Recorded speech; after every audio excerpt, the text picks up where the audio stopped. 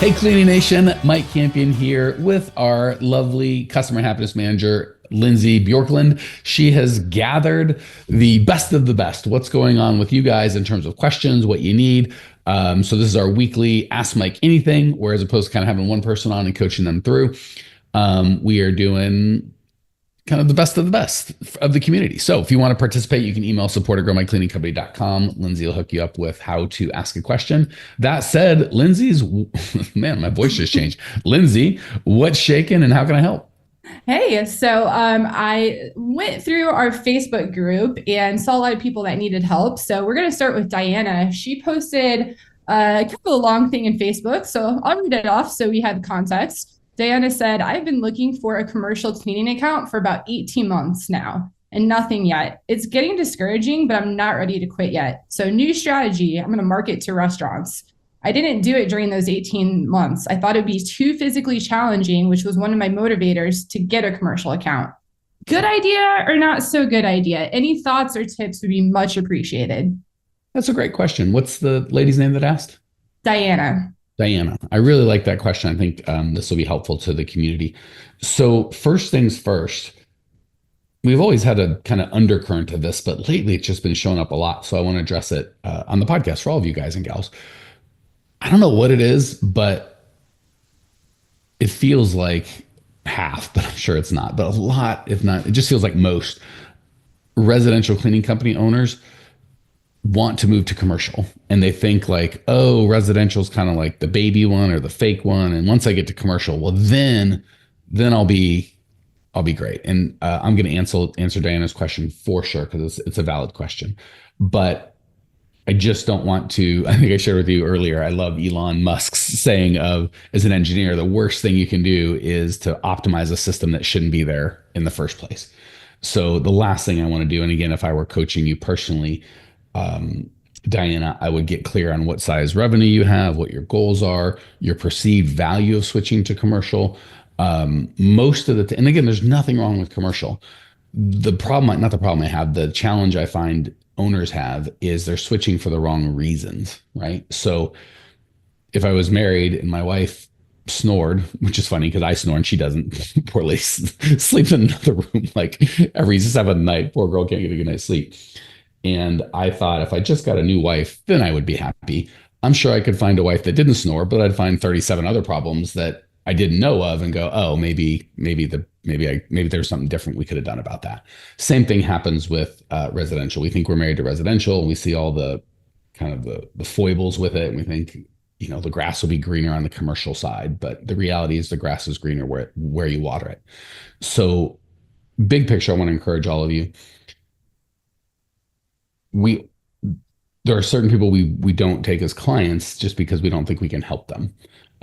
People, if they're committed doing move in, move out, post-construction cleanups, commercial franchisees that give 20 to 30% of their revenue to the franchisor, and don't want to get their own accounts.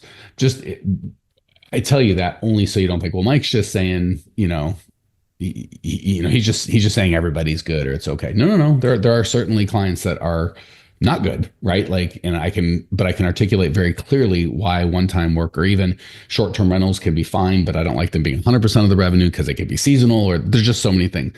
So when you're going through commercial, find someone that knows the industry or maybe that already is in commercial and articulate why you think it will be better. A lot of times it's not. Like they're like, oh, I don't like people are too picky on residential. I can assure you that's a people thing, not a residential thing. That's like me saying all lawyers are jerks. No, all lawyers are humans and some of them are jerks and some are sweet people and kind of just like plumbers and cleaning company owners and coaches and customer happiness managers. I can say Lindsay's a nice person, but that does not mean all people in her position are nice. And I'm a pain in the neck. That doesn't mean all coaches are a pain in the neck. There's some nice ones out there. So all that to say, Diana, and residential, if it's like, oh, it's just better. They'll even come to me, just kind of say assumption. Well, I want to switch to commercial because obviously I'll make more money. It's like, no, just no. Yeah. You most certainly won't. The big differences are you can get larger accounts, but they take a lot longer. So with residential, it's unlikely you're going to get a $3,000 or $4,000 a month account. And in commercial, if you're Certainly, if you're looking for restaurants, you can get a $3,000 or $4,000 account. No problem. Not a big deal whatsoever. But it's also unlikely you're going to get 20 accounts in a month. With residential, not a problem. You get 20 accounts next month, no problem. So the whole it's going to make more money. It's like, and the margins aren't better. There's just a lot of things that are better and worse. So just please make sure you check your residential people. And I think a lot of it's just they don't want to fix the real problems in their business. So if they're like, oh, I'm working on getting a commercial, they can kind of scratch that itch of I'm fixing things, but nothing ever happens. And then they can kind of tell themselves, I'm working on commercial, and they don't have to solve the real problems. They can deal with quote unquote trying to get commercial clients. Last thing, and I promise I'm going to talk about how to get commercial clients. The only real wrong answer is both, right? So our commercial clients do great and they're fine. And our residential clients do great and they're fine. I promise you, if residential, there was no money and that wasn't it. First of all, the many, multi-million-dollar franchises out there wouldn't exist. Second of all, we wouldn't coach them. So it's not true in the least that you can't make money on residential. And it's also not true that residential's worse or commercial's better. Can be for some people. The only thing I would say is worse is doing both, right? Because residential is predominantly 8 to 5, Monday through Friday. It's a completely different marketing setup. Commercials, everything other than Monday through Friday, 8 to 5, completely. It's so different. It's the worst of both worlds. So if you're going to switch, I would highly encourage you to switch, not to add, which is what people think they're going to do. And again, it's goddamn ridiculous. They're like, I got to add commercial because, I can't grow with residential. I'm like, well, how big is your city? They're like 100,000 people. I'm like, great. So what do you got? 20,000 clients, 30,000 clients, or like 64? And I'm like, okay, so out of the 100,000, your 64 is like, I've tapped the market. They're all done. I got to go to commercial. And you think there's going to be more commercial opportunities than residential out of your god dang mind at 100? Yeah, anyway. All right, rant over. So step one, before you do anything like I want to go from W-2 to 1099 or vice versa, or I'm going to get the software and that's going to change everything, or I'm going to go from residential to commercial, or I'm going to spend 10 grand on a website or any kooky thing you got, just really think it through. So that said, assuming not just for my friend Diana, but all of you guys out there, commercial is what you want. Let's talk about how to get those clients.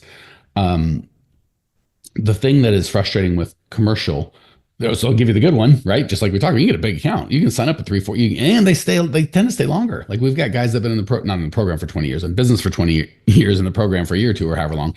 And they've had people that have been with them 10, 15 years. Like, clients that have paid, we've had clients that have had $1 million lifetime value stuff. You ain't getting that with residential. That's the goddamn sure. So there's some really good stuff about getting it, but they're a little harder to get and they take longer. So the problem is most owners of cleaning companies, residential or commercial, they want the quick hit, which is one of the nice things about residential. You can go get a client tomorrow. No big deal.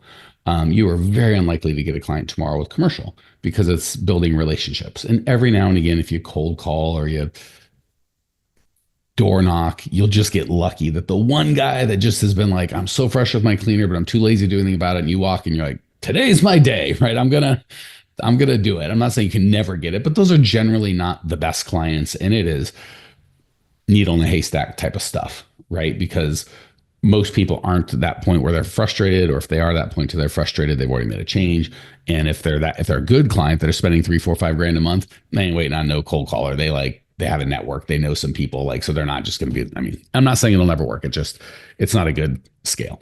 So what most marketers do is they get all hot and heavy about marketing for 10 seconds, whether it's creating a website or putting up content or sending some direct mail or paid ad, whatever they're doing. They get all hot and heavy for a second. They do it for 2 weeks. They don't get a new client and they quit. So like Diane is like, I've been doing this for 16 months. I'm like, well, I would love to see when you say doing it, like, or trying to get clients for like, what did that mean? So for our clients, and you guys can do this on your own, we have a marketing tracker and it is broken down by month and it is broken down by lead source. And lead source doesn't have to be something you spend money on. It can, but it could just be knocked on doors. You could put 10 doors knocked, telemarketing, 500 calls made, whatever the case is, can be paid or not paid, but lead source. And we just write down how much it costs. And that would, you could put in terms of time and money. Some things cost time, some things cost money, some things cost both.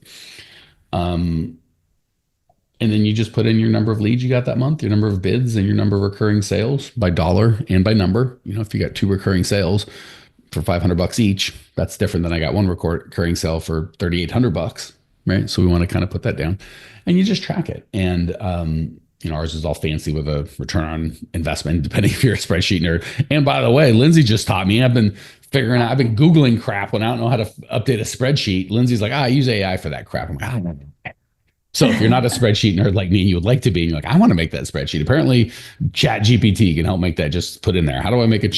How would I put a formula that does exactly what we're talking about? So step one is to just have a plan. That's a long-term plan. And I would rather you spend 10 minutes a day on marketing every workday for a year than spend 20 hours today and then nothing, because you get burnt out, right? Because you're going to hate the crude analogy, but I use it often because it's so, Lindsay knows what's coming. It's so apt. You can be with 9 women, but you're not going to get a baby in a month. Like, it takes the time that it takes. So, all that said, be consistent rather than be excitable would be one. So do something consistently and again, it gets boring. That's what, people will see the podcast like, oh my gosh, that looks great. How do I do that? I'm like, well, you do 100 podcasts that nobody gives a crap about. Nobody's listening and you get no encouragement. And then all of a sudden you get 9 people following. You're like, oh my gosh, you got a thing, and it builds. Same thing with marketing on the commercial side. Again, on the residential side, it's not like that. You can get them quickly. Doesn't mean they're better or worse. It's just a different marketing plan. So step one, commit to the long haul. Step two, make a plan. Like, how am I going to reach out to? Am I going to call them? We like lump email followed up by a call. I also love live events. You could do lunch and learns, invite them. There's all sorts of fun stuff you can do. Pick a niche, right? So for Diana, restaurants are great because there's probably one or several local associations where, like, you could be a member of if you're a restaurant owner. Join those associations, go there all the time. So you could, a simple marketing plan could be, and we like Chet Holmes' Dream 100, his book, Ultimate Marketing Machine, which is a whole chapter on Dream 100. And, we like focusing on, here's my 50, 80, 100, 120 perfect prospects that are amazing. And then just create a plan to communicate with them 2, 3, 4 times a month for the next year. That's it. Super consistent, super low volume. Again, say you got 86 of them. To call all of them would take like an hour or two. That's it. Visiting all of them might take a month. That's a lot of work, but you could call them. To send a direct piece of direct mail might be like 5, 6, if there's something fun, and, we'll send fun little things that go with the copy. Couple $100 or $1,000 top end if you send something super fancy. To join an association might cost, couple $100 to $1,000 or $2,000 per year, not per month. Hey, Clean Nation, Mike Campion here. One of my least favorite things about these podcasts are we found that people love the show and they love the information, but when I talk to you guys in person, stuff doesn't get done. People love the podcast, but they don't take any action. If you'd like to actually implement this and get this done in your world, we have a whole team of people that do exactly that. If you go to growmycleaningcompany.com/talk, you can book a time with either myself personally or one of our teammates to at least help you come up with a plan to actually implement and change your life. So if you want to go from getting these good ideas in your head to getting them in your life, just book a free call with myself or my team, growmycleaningcompany.com/talk. And we can go from this one-to-many format to one-to-one and really get you some results. Excited to talk. So just step one, decide to be consistent. Step two, figure out who you're going to market to. Step three, make a plan to market those people. And the big one that everybody misses, and the problem, I hate saying this stuff because everyone's like, oh, I could have Googled that. There's nothing special about that. It's like, I know. But you could also Google how to lose weight. And it's a lot of stuff like not eating delicious things and eating things that are less delicious and doing hard work over a consistent basis. So when you Google it, it's like, well, that's not very encouraging. It's like, I know, but that's the real cost. The good news is, because nobody wants to do it, it's pretty easy when you do. So once you start doing it, you're like, it's not as hard as I thought, but it's hard enough none of your competitors are going to do it. So you can just take over the market. So the last piece is to track, right? Cost per lead, cost per bid, cost per sale, because you'll get discouraged. And it's okay if month one, you do all that work and you have 2 decent conversations and that's it. No bids, no nothing, just 2 people you talk to and made a relationship. And then month 2, maybe you have 4, 5, 6 relationships now. And maybe you give a bid, but you never feel like you had a shot at it. And then month 3, all of a sudden you have 10 or 15 people that you've got this relationship with. And the goal is for me to be able to call, hey, Lindsay, it's Mike, what's shaking? And she's like, Mike, what's up? Not, hi, Lindsay, this is Mike. I'm with Mike's Cleaning Company. I know you're in charge of the procurement for your company. I'd like to know, like, yeah, that's just like, Lindsay's like, she can't even handle a fake salesperson. So even by month 3, if you're like, I've done all this for all this time and all I've got is 20 of my 100 people that I can call and be like, Lindsay, what's up? And they go, Mike, what's up? And, I got 2 bids and I haven't got one yet. Like, that's okay. You want to see progress, right? And if you do that consistently for usually by 3 months you'll get a sale. If you do it consistently for 6 months, you're either not doing what I'm asking you to do or outlining for you, or you'll have some contracts. And because by definition you make the list, and the way to get on the list is they have to be like 3, 4, 5, 6, $7,000 a month clients. When you get a contract, that might be worth $100,000 a year, $50,000 a year. So last time, then we'll go on the next question. Commit to being consistent. Pick who you're going to market to. Create a plan. Follow the plan. Track the results. Check the results. Make tweaks when necessary, but just keep following and be okay with month one. Track the little results first. You're not going to get a sale. You may get a sale. Like we had a guy get a $20,000 a month sale month one. I don't know if you remember Brian and I forget his name. Tasha, I think. Yeah. Anyway, that's super unusual, right? It's more unusual to get quote unquote nothing the first month, but you're building this foundation that you can't see under the, if you've ever seen him build a high rise, the first 9 months looks like nothing, looks like digging a hole. And then the second month is like, holy crap, that thing went up fast. That's kind of what the marketing is. So you could look at the hole being dug and go, these guys are lazy, they're not getting anything done. And then all of a sudden it goes up like story by story every like 2 weeks. And you're like, holy crap, that escalated quickly. That's how the marketing is for commercial. All right. I feel like I went real ranty, real long. Preach. I have a quick little anecdote, little story. I don't know if I've ever said this on the podcast, but when I was a shipping manager back in the day, like big freight shipments, I had a ton of vendors always I heard shipping managers, all jerks, by the way. Oh, they're the worst, especially the freight people. They're total jerks. They just sit in their office all day. Anyhow, there was this one vendor that the way he started his first conversation with me was, hey, here's my name. I would like to stop by and buy you guys pizza for your whole office. That's it. What do you guys like? What do you guys like on your pizza? And I was like, what? There's no pitch here. What's going on? And so I took the bait. I said, I would love a pizza. My whole office would. That amazing. Guy came by, just delivered pizza, just introduced himself. That was it. No pitch. Next month, hey, you guys want another pizza? So by the 5th month, not even the 5th, I would say the 3rd month, even the warehouse guys were like, hey, Lindsay, where's the pizza guy? Where's the pizza guy? Yeah, the pizza guy. Why don't we just have him do these freight shipments like that? And I was like, yeah, I was thinking the same thing. Good idea. But yeah, it was just such a long game he played, and it was just pizza. Like he just won our hearts with pizza. I think he sat with us one time and had lunch, and that he just spoke our love language in that office, which was pizza. So anyhow, we're just doing that one question today because now I'm going to give that's Lindsay. Gosh, in the years we've been podcast, I don't think you've told a better, more like apt story to make a point just perfectly clear because it's so simple. So again, the plan that we told you about would be a little more complex than that, but that's literally all you need. I'll give you just 3 things that you can add to that, and we're just going to call it a day because I think commercial marketing people really like. So thing one, the way I heard that first, and I haven't done it. Most everything I coach you guys to do, I've done, but the business side, I haven't. You could also do that with candy.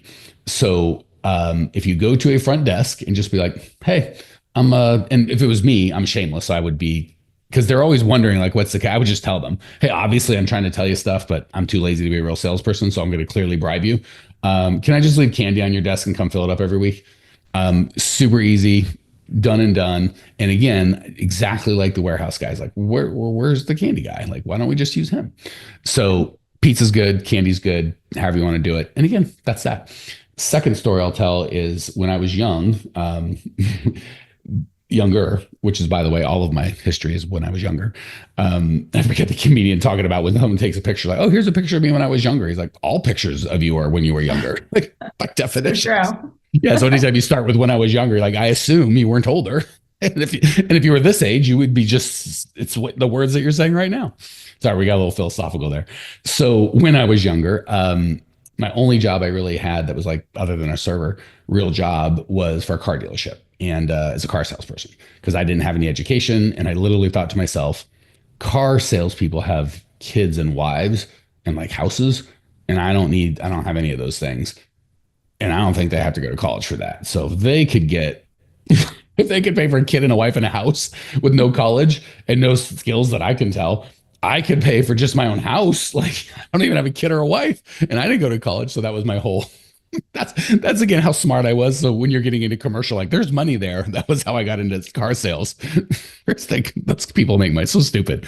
Anyway, I just went to the first place I forget why. I think I liked the cars they had on the lot or something. I still remember the interview. I was 22, maybe Oh, 21, baby and I looked Mike. like a baby. Oh my! If you saw the picture, Lindsay, like, oh my gosh, who's these? This kid's parents know where he is. Um, Super baby face. So I walked in with my little shirt and tie, and I was like, I'd like to sell cars. And this, I remember this guy, he just puts his head in his face and he's just like, he looked like he was 100. And he goes, "Can you pass the piss test, or can you piss?" And I'm like, "What?" He goes, "The What an piss. odd You question. have to pee clean. You have to pee." I'm like, "What are you talking about?" He's like, gives me an address. Go pee in a cup here and come back. Went and got the urine test. I didn't do any drugs. I didn't even drink. So I'm assuming he came back clean, and they hired me. That was my whole interview process. And then he's like, "Here's the hours." It was ridiculous. And then as a 21-year-old kid, he let me just go drive all the cars. Like day one, they didn't feel like training me, so they're like, "Just go drive the cars." I was like, "Okay."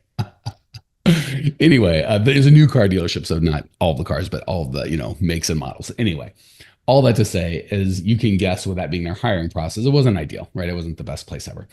So I recognized that pretty quickly, like, oh, these are not great. I don't want to be around here. This is not how I want to spend my time, money or no money. So there was one that I was aware of, really good car dealership in town that was like closed on Sundays. They treated their people right. They were honest, like just where you wanted to work. But I went in there and everyone's like, you got to be in. All those guys been there 20 years. There's a waiting list out the door. I was too dumb to know I couldn't get it. So I went there, I applied. They literally showed me a stack of, I'm holding up 3 inches, 4 inches, and of paper. That's like gonna be hundreds of applications. Like these guys all applied. These are all the ones we have on file. Why should we hire you? I'm like, because I'll do good, boss. Like I'm young and I'll work hard. And like, good for you, kid. Like, and get out. So I literally just said, well, I'll be back every month until you hire me or call the police. Didn't even bring pizza. I wasn't even that I was gonna say, sophisticated. where's the pizza? Yeah, it was just more of a threat. Yeah, I could have cut this in half out of the pizza. Beer in the car dealer industry probably would work better, but whatever. So I don't remember because it was 20 years ago. Maybe I went back 4 times. Maybe I went back twice. That was it. My whole strategy. The whole stack of people that were better qualified than I just came once, got told to piss off, and pissed right off. I was like, I'm just gonna keep coming back till you throw me out. And I really thought they were gonna throw me out. I thought they were gonna be like, "You can't come here anymore, dude. This is trust. You got to go." That was really how I thought this would end. I had no intention of getting a job. So all that to say, and I'm gonna give one more because I know we only got a couple minutes, Lindsay, and I got to jump. Last thing here, as it relates to cleaning. So just show up. Like that's literally all I did. Those people were better qualified than I, more experience. I just showed up. That's it. Like I wish I could tell you, I didn't even have pizza like Lindsay, smart guy. Last thing on the whole, like, why don't we just use Steve, the pizza guy? Spencer, one of a friend and a client, he was working, kind of the strategy that we recommend, and he met with a hospital CFO. And trust me, these guys get marketed to for sure. And it was just one of those things where nothing happened for months. Like I think he has a podcast. Like I showed him how to start a podcast. All he has a podcast. He invited that guy as a guest on like twice. Then I think they went pheasant hunting once or twice. Like just stupid, random, like nothing fancy, like razzle dazzle. Spencer kept going, when do I sell him? When do I pitch him? Like, you don't. Just shut it. Just talk about just be you, because Spencer's a pretty charming guy. Just be the Spencer we know and love and shut up about your goddamn. When he asked, don't even talk about it. Well, don't you guys do? Yeah, but it's fine. You're happy with your dude. Let's just shoot pheasants. Like, be that way. Like, Lindsay's waiting for the pitch. Is like, no pitch. And literally, the guy, Spencer could tell me, it was within 6 months, certainly. Finally was like, why don't you just do this? Exactly. And the reason I share that story is exactly the vibe that Lindsay's team said is, why don't we just use a pizza guy?